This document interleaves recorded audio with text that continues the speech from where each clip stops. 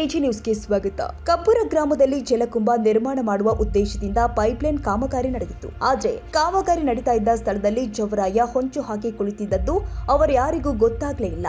ಕಣ್ಮುಚ್ಚಿ ಕಣ್ಣು ಬಿಡುವುದರೊಳಗಾಗಿ ಪುಟ್ಟ ಕಂದಮ್ಮನ ಪ್ರಾಣ ಪಕ್ಷಿ ಹಾರಿ ಹೋಗಿತ್ತು. ಹಾಗಿದ್ರೆ ಅಲ್ಲಿ ಆಗಿದ್ದಾದ್ರೂ ಏನು ಅಂತೀರಾ? ಇಲ್ಲಿದೆ ನೋಡಿ ಒಂದು ವರದಿ. ಹೀಗೆ ಫೋಟೋದಲ್ಲಿ ಮುದ್ದು ಮುದ್ದಾಗಿ ಕಾಣ್ತಾ ಇರೋ ಕಂದಮ್ಮನ ಹೆಸರು ಭೂಮಿಕಾ ರಮೇಶ್ ಕುಕನೂರ. ಇನ್ನು ಬದುಕಿ ಬಾಳ್ಬೇಕಾಗಿದ್ದ ಕಂದಮ್ಮನ ಬಾಳಲ್ಲಿ ವಿಧಿ ಆಟವಾಡಿದ್ದು ಮಾತ್ರ ಘೋರ. ಬೆಳಗಾವಿ ಜಿಲ್ಲೆಯ ಚಿಕ್ಕೋಡಿ ತಾಲೂಕಿನ ಕಬ್ಬೂರ ಗ್ರಾಮದ ಹನುಮನ್ ನಗರದ ತೋಟದ ಪಟ್ಟಣ ಪಂಚಾಯಿತಿ ವತಿಯಿಂದ ಜಲಕುಂಭ ಕಾಮಗಾರಿಯನ್ನ ರಮೇಶ್ ಕುಕನೂರ ಎಂಬುವರ ಮನೆ ಎದುರುಗಡೆಯ ರಸ್ತೆ ಬದಿಯ ಪೈಪ್ಲೈನ್ಗಾಗಿ ಭೂಮಿ ಅಗಿತಾ ಇದ್ರು.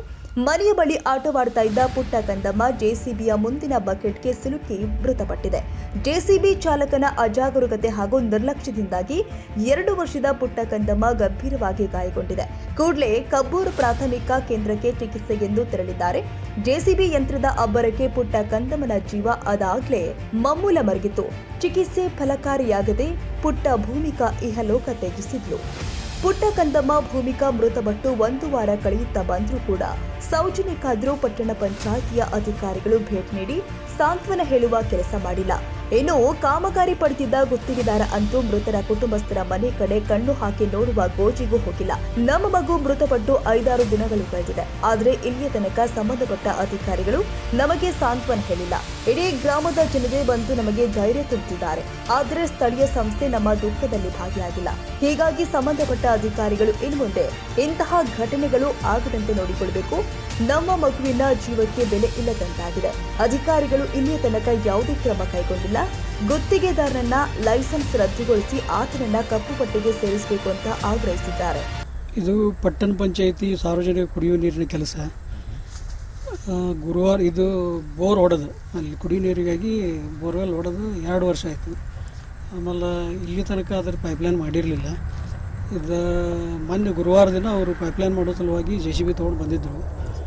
ಆಮೇಲೆ ಮುಂಜಾನೆ 9 ಗಂಟೆಗೆ ಕೆಲಸ ಚಾಲೂ ಮಾಡಿದರು. ಇದನ್ನು ಆ ದಿಕ್ಕಿನಿಂದ ಬರಾಕದಿದ್ರು ಅವರು. ಆಮೇಲೆ ಸಡನ್ನಾಗಿ ಚೇಂಜ್ ಮಾಡಿ ಮತ್ತು ಈ ದಿಕ್ಕಿನಿಂದ ಬರೋಕ್ಕೆ ಈ ಕಡೆ ಪಶ್ಚಿಮ ದಿಕ್ಕಿನಿಂದ ಬರೋ ಸಲುವಾಗಿ ಕೆಲಸ ಸ್ಟಾರ್ಟ್ ಮಾಡಿದ್ದಾರೆ. ಸ್ಟಾರ್ಟ್ ಮಾಡಿ ಹೇಳಿದಾಗ ಅಂತ ಅವರು ಇಲ್ಲಿ ತನಕ ಅಂದರೆ ಸುಮಾರು ಒಂದು 15ರಿಂದ 20 ಮೀಟ್ರ್ ಬಂದಾರೆ. ಅವರು ಬಂದಾಗ ಈ ಗಾಡಿ ನಿಲ್ಲಿಸಿದಾಗ ಎಲ್ಲ ಹುಡುಗರು ಡ್ರೈವರ್ ಆಗಲಿ ಅಥವಾ ಕಾಂಟ್ರಾಕ್ಟರ್ ಆಗಲಿ ಅಥವಾ ಪೈಪ್ ಹಾಕೋರಾಗಲಿ ಎಲ್ಲರೂ JCBಗಳು ಕೂತು ಟೇಪ್ ಹಚ್ಕೊಂಡು ಆಮೇಲೆ ಒಂದು ರೀತಿ ಹುಡುಗಿ ಆಡ್ಕೊತ ತಮ್ಮದೇ ಆದಂಥ ಲೋಕದಾಗಿದ್ದಾರೆ. ಆಮೇಲೆ ಇದು ಸಾಕಷ್ಟು ಕಂಜೆಸ್ಟೆಡ್ ಇಕ್ಕಟ್ಟಾದ ರಸ್ತೆ ಇರೋದರಿಂದ ಇಲ್ಲಿ ಜಾನುವಾರುಗಳು ಭಾಳಷ್ಟು ಅಡ್ಡಾಡ್ತಾ ಇರೋದರಿಂದ ಬೇಜವಾಬ್ದಾರಿಯಿಂದ ತಮ್ಮದೇ ಆದಂಥ ಲೋಕದಾಗ ಮಜಾ ಮಸ್ತಿ ಮಾಡ್ಕೊಳ್ತಾ ಅವರು ಕೆಲಸ ಮಾಡಾಕಿದ್ದಾರೆ. ಆ ಸಂದರ್ಭದಾಗ ಇಲ್ಲಿ ಸಾಕಷ್ಟು ಜನ ಇಲ್ಲಿ ಬಂದು ಅವ್ರಿಗೆ ಹೇಳಿದ್ದಾರೆ, ಈ ರೀತಿ ಮಾಡೋಕೆ ಹೋಗ್ಬೇಡ್ರಿ, ಇಂದ ಮುಂದೆ ಜರ ಯಾರು ನಿಂತು ಜವಾಬ್ದಾರಿಯಿಂದ ಕೆಲಸ ಮಾಡ್ರಿ ಅಂತ ಹೇಳಿದಾಗ ಕೂಡ ತಮ್ಮದೇ ಆದಂಥ ಇದನ್ನು ಮಾಡಾಕಿದ್ದಾರೆ. ಅಲ್ಲಿ ಒಂದು ಏನಾಗಿತ್ತು ಅಂದ್ರೆ ಚಿಕ್ಕ ಮಗು ಅದು, ಅಲ್ಲಿ ಆಕಿ ಯಾರಿಗೂ ಏನೂ ಗೊತ್ತಿರಲಾರ್ದಂಥ ಈ ಭಾಗದಾಗ ಅದು ಯಾವಾಗಲೂ ಅಡ್ಡಾಡ್ಕೋತಿರ್ತಕ್ಕಂಥ ಮಗು ಅದು. ಅದಕ್ಕೆ ಗೊತ್ತಿರಲಿಲ್ಲ. ಅದು ಒಂದು ರೀತಿ ಅವರ ತಂದೆ ಈ ಕಡೆ ಹೋಗಿರ್ಬೋದು ಅನ್ನುವಂಥ ದೃಷ್ಟಿಯಿಂದ ಕೇವಲ ಭಾಳಷ್ಟು ಕ್ಷಣ ಮಾತ್ರದಾಗನ ಇಲ್ಲಿ ಅದು ಬಂದುಬಿಟ್ಟೈತಿ. ಬಂದುಬಿಟ್ಟಾಗ JCB ಡ್ರೈವರ್ ನೋಡಿಲ್ಲ, ಯಾರೂ ನೋಡಿಲ್ಲ. ಅದು ಹಿಂದಿನ ದೊಡ್ಡ ಬಕೆಟ್ ಬಡ್ದು ಕೆಳಗೆ ಬಿದ್ದ ಅದ್ರ ಮೇಲೆ ದೊಡ್ಡ ಗಾಲಿ ಹಚ್ಕೊಂಡು ಇಡೀ ಕಾಲಿನ ಮೊಣಕಾಲಿನಿಂದ ಕೆಳಭಾಗೆಲ್ಲ ನಜ್ಜುಗುಜ್ಜಾಗಿ ರಕ್ತಸ್ರಾವದಿಂದ ಮಗು ತತ್ಕ್ಷಣದಲ್ಲಿ ಅದು ಅರೆಜೀವಾಗಿತ್ತು. ಆಮೇಲೆ ಇಲ್ಲೇ ಸರ್ಕಾರಿ ದವಾಖಾನೆಗೆ ಹೋಗಿ ಒಂದು 10-15 ನಿಮಿಷ ಅದನ್ನು ART ಮತ್ತು ಪಂಪಿಂಗ್ ಅದು ಮಾಡಿ ವೈದ್ಯರು ಭಾಳಷ್ಟು ಪ್ರಯತ್ನ ಮಾಡಿದ್ದಾರೆ ಅದನ್ನು ಉಳಿಸ್ಕೋಬೇಕಂತೇಳಿ. ಆದರೂ ಅದು ಉಳಿಲಿಲ್ಲ. ಒಂದು 15 ನಿಮಿಷ ಬಿಟ್ಟು ಅದು ತನ್ನ ಪ್ರಾಣ ಪಕ್ಷಿ ಹಾರಿ ಹೋಯಿತು. ಆಮೇಲೆ ಇಷ್ಟಾದ ಬಳಿಕ ಸುಮಾರು ನಾವು ಅದು 11:30 ಆ ಮಗು ತೀರ್ಕೋತು. ಆಮೇಲೆ ನಾವು 12-1 ಗಂಟೆ ತನಕ ವೇಟ್ ಮಾಡಿದ್ವಿ. ಯಾರೊಬ್ಬರು ಇದಕ್ಕೆ ಸಂಬಂಧಿಸಿದಂಥ ಅಧಿಕಾರಿಗಳಾಗಲಿ, ಆಮೇಲೆ ಗುತ್ತಿಗೆದಾರರಾಗಲಿ ಅಥವಾ ಅದಕ್ಕೆ ಅಭಿಯಂತರರಾಗಲಿ ಅಥವಾ ಇವ್ರು ಯಾರು JCB ಮಾಲಕರಾಗಲಿ ಇವ್ರು ಯಾರೊಬ್ಬರು ಬಂದು ಸಾಂತ್ವನ ಹೇಳಲಿಲ್ಲ. ಆಮೇಲೆ ಅದು ಸರ್ಕಾರಿ ದವಾಖಾನೆಗೆ ಈ ಘಟನೆ ಆಗಿರೋದ್ರಿಂದ ಇಮಿಡಿಯೇಟಾಗಿ ವೈದ್ಯಾಧಿಕಾರಿಗಳು ಅದನ್ನು ಪೊಲೀಸ್ ಸ್ಟೇಷನ್ಗೆ ರಿಪೋರ್ಟ್ ಮಾಡ್ತಾರೆ. ರಿಪೋರ್ಟ್ ಮಾಡಿದಾಗ ಸಂಬಂಧಿಸಿದ PSI ಮತ್ತು VSI ಅವರು ಅದನ್ನು ಇಮಿಡಿಯೇಟಾಗಿ ಕ್ರಮ ತೊಗೊಂಡು ಜಾಗಕ್ಕೆ ಬಂದು ಅದಕ್ಕೆ ಇನ್ಸ್ಪೆಕ್ಷನ್ ಮಾಡಿ ಅಲ್ಲಿ ಕೆಲಸ ಮಾಡೋಂಥವ್ರು ಯಾರು, ಆಮೇಲೆ ಡ್ರೈವರ್ ಯಾರು, ಅವ್ರ ಹೆಸರನ್ನು ಪತ್ತೆ ಹಚ್ಚಿ ಅದನ್ನು ತತ್ಕ್ಷಣದಲ್ಲಿನೇ ರಿಪೋರ್ಟ್ ಮಾಡಿದರು. PSI ಕೂಡ ಬಂದಿದ್ದರು. ಬಾಡಿ ಪೋಸ್ಟ್ ಮಾರ್ಟಮ್ ಆಯಿತು. ಆಮೇಲೆ ಅದನ್ನು ಮಾಡಿಕೊಂಡು 4:30 ಇತ್ತಂದ್ರೆ ನಮಗೆ ಅದು ಡೆಡ್ ಬಾಡಿ ನಮ್ಮ ಕೈಯಾಗ ಕೊಟ್ಟು ಅದನ್ನು ತೊಗೊಂಬಂದು ನಾವು 5 ಗಂಟೆಗೆ ಅಂತಂದ್ರೆ ನಾವು ಮಣ್ಣು ಮಾಡಿದ್ವಿ. ಎಲ್ಲ ಪ್ರೊಸೀಜರ್ ಎಲ್ಲ ಆಯಿತು. ಅವರೆಲ್ಲ ಬಂದು ಸ್ಪಾಟ್ ಇನ್ಸ್ಪೆಕ್ಷನ್ ಸ್ಥಳ ಪರೀಕ್ಷೆ ಅದು ಮಾಡಿ ತೊಗೊಂಡು ಹೋಗಿ ಇಲ್ಲಿವರೆಗೆ ಸುಮಾರು 6 ದಿನ ಆಯಿತು. ಗುರುವಾರದ ಘಟನೆ ನಡೆದೈತಿ.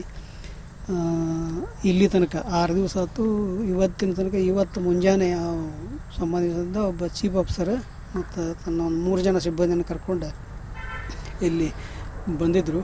ಅವರು ಯಾವುದೇ ರೀತಿಯಿಂದ ಕ್ರಮ ತಗೊಳ್ಳೋದಾಗಲಿ ಅಥವಾ ಇದ್ರ ಬಗ್ಗೆ ಆಗಲಿ ಏನು ಮಾತಾಡಲಿಲ್ಲ. ಸುಮ್ಮನೆ ಹಂಗೆ ಯಾವುದೋ ಒಂದು ಕಾಟಾಚಾರಕ್ಕೆ ಬಂದು ಹೋಗಿದಂಗೆ ಮಾಡಿದ್ದಾರೆ. ಆಮೇಲೆ ಇದಕ್ಕೆ ವರ್ಕೌಟ್ರ್ ಇದು ಗುತ್ತಿಗೆದಾರರಾಗಿ ಚಿದಾನಂದ ಕೋಳಿ ಅಂತೇಳಿ ಎಲ್ಪಾರೆಡ್ಡಿ ಅವ್ರ ಹೆಸರಲ್ಲೇ ಇದು ವರ್ಕೌಟ್ರ್ ಆಗೈತಿ.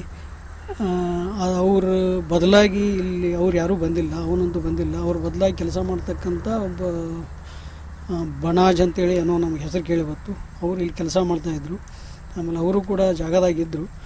ಆಮೇಲೆ ಎಲ್ಲರೂ ಕೂಡ ಇದು ಬೇಜವಾಬ್ದಾರಿಯಿಂದ ಇದಾಗೈತಿ ಅಂಥೇಳಿ ನಮ್ಮ ಒಂದು ಹೇಳಿಕೆ. ನಾನು ಆ ಮಗುವಿನ ಅಜ್ಜ, ನಮ್ಮ ಅಳಿಯನ ಮಗಳದು.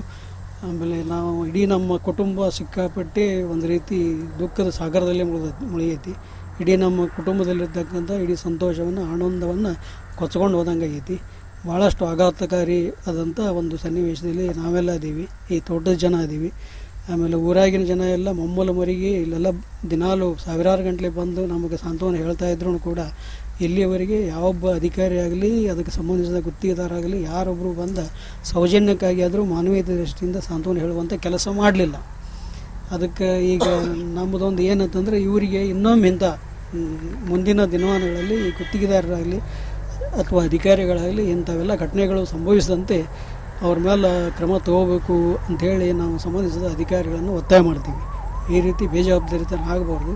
ಒಂದು ಮಗುವಿನ ಏನು ಜೀವಕ್ಕೆ ಬೆಲೆ ಇಲ್ಲತ್ತಂದರೆ ಇವ್ರು ಯಾರಿಗೂ ಅಷ್ಟು ಬೇಜವಾಬ್ದಾರಿಯಿಂದ ಇರಬೇಕಾದ್ರೆ ಜೀವಕ್ಕೆ ಬೆಲೆ ಇಲ್ಲೇನ ಅನ್ನುವಂಥ ನಮ್ಮದು ಇದು ಒಕ್ಕೊರಲಿಂದ ಎಲ್ಲ ಜನ ಕೇಳೋದೇನಂತಂದರೆ ಎಲ್ಲರ ಜೀವ ಅಷ್ಟನ, ಯಾವುದೇ ಹೋದ್ರೂ ಅದು ಮಾನವೀಯ ದೃಷ್ಟಿಯಿಂದ ಅಲ್ಲಿ ಮಾತಾಡಿ ಸಾಂತ್ವನ. ಒಟ್ನಲ್ಲಿ ಯಾರದ್ದೂ ನಿರ್ಲಕ್ಷ್ಯದಿಂದ ಪುಟ್ಟ ಕಂದಮ್ಮ ತನ್ನ ಜೀವವನ್ನೇ ಕಳೆದುಕೊಳ್ಳಬೇಕಾಗಿದೆ. ಇನ್ಮೇಲಾದರೂ ಸಂಬಂಧಪಟ್ಟ ಅಧಿಕಾರಿಗಳು ಮೃತರ ಕುಟುಂಬಕ್ಕೆ ಸಾಂತ್ವನ ಹೇಳಿ ಅವರ ದುಃಖವನ್ನ ಕಡಿಮೆ ಮಾಡುವಂತಾಗಲಿ. ತಾಜಾ ಸುದ್ದಿಗಾಗಿ AJ ನ್ಯೂಸ್ 24x7ಗೆ ಸಬ್ಸ್ಕ್ರೈಬ್ ಮಾಡಿ ಮತ್ತು ಬೆಲ್ ಐಕಾನ್ ಒತ್ತಿ ತಪ್ಪದೇ ಲಿಂಕ್ ಶೇರ್ ಮಾಡಿ.